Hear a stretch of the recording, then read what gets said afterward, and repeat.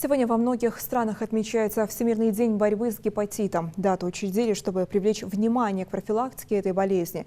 Гепатитом, по данным ВОЗ, болеет около 2 миллиардов человек, а сотни тысяч ежегодно умирают. Статистика подтверждает необходимость своевременной диагностики организма. Репортаж Хавы Газиковой. Большинство людей даже не подозревают, что болеют гепатитом. На протяжении долгого времени этот вирус может никак не проявлять себя. Это одна из причин, почему его еще называют ласковым убийцей. Так случилось и с сыном Хавы Кадзоевой. Помимо гепатита у мужчины выявлено много сопутствующих заболеваний, поэтому он сейчас в тяжелом состоянии.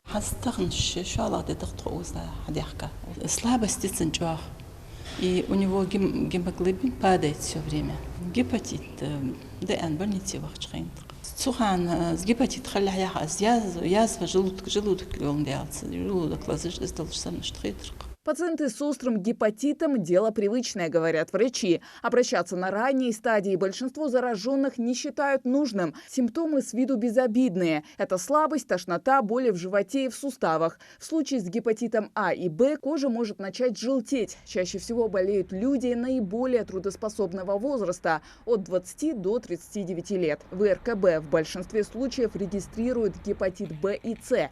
Последний, к слову, считается самым опасным. Исходя из того, что 40% случаев заражения заболеванием вирусным гепатитом С протекает в безжелтушной форме и зачастую очень часто переходит в цирроз печени в течение 10-15 лет, потому что очень часто это заболевание протекает без симптомов. И очень часто больные списывают свои жалобы на какие-либо другие заболевания.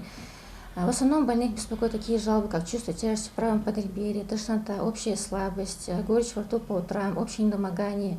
Сегодня по всей России отмечают Всемирный день борьбы с гепатитом. Разные виды этого заболевания отличаются друг от друга способами заражения, скоростью течения болезни и, соответственно, прогнозом для пациента. Гепатит Б распространен повсеместно. Всего в мире больше 500 миллионов носителей вируса. Каждый 12-й житель планеты. Это в 12 раз больше, чем зараженных ВИЧ и больных всеми видами онкологических заболеваний вместе взятых. К слову, от гепатита умирает каждый год свыше миллиона человек, что также превосходит показатели ВИЧ и онкологических заболеваний.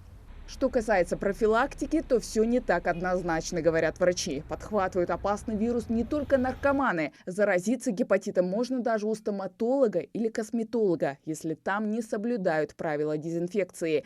Поэтому медики просят обращаться лишь к проверенным специалистам. Проблема в плане того, что у нас есть очень высокая первичная выявляемость уже на стадии хронического заболевания.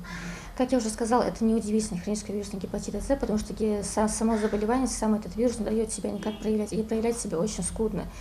Зачастую у нас все наши случаи, это случаи, которые уже выявлены уже в хронизации процесса. Конечно, это уже не цирроз печени, но какие-то фиброзы у них уже отмечаются, то есть какая-либо степень поражения печени там уже идет. То есть человек болеет уже не полгода, не 3 месяца, человек болеет зачастую уже больше года, больше 2-3 лет. Конечно, такому человеку, как только он обращается к специалисту, обычно такие заболевания не выявляются случайно, скажем так, со слов больных. Они выявляются, когда они просто собираются на какие-то оперативные вмешательства. Проверить себя на наличие вируса может каждый желающий в Центре по профилактике и борьбе со СПИДом. Обезопасить себя от гепатита Б можно с помощью вакцины. В России она абсолютно бесплатна. Хава Газикова, Ахмед Горбаков, Новости 24.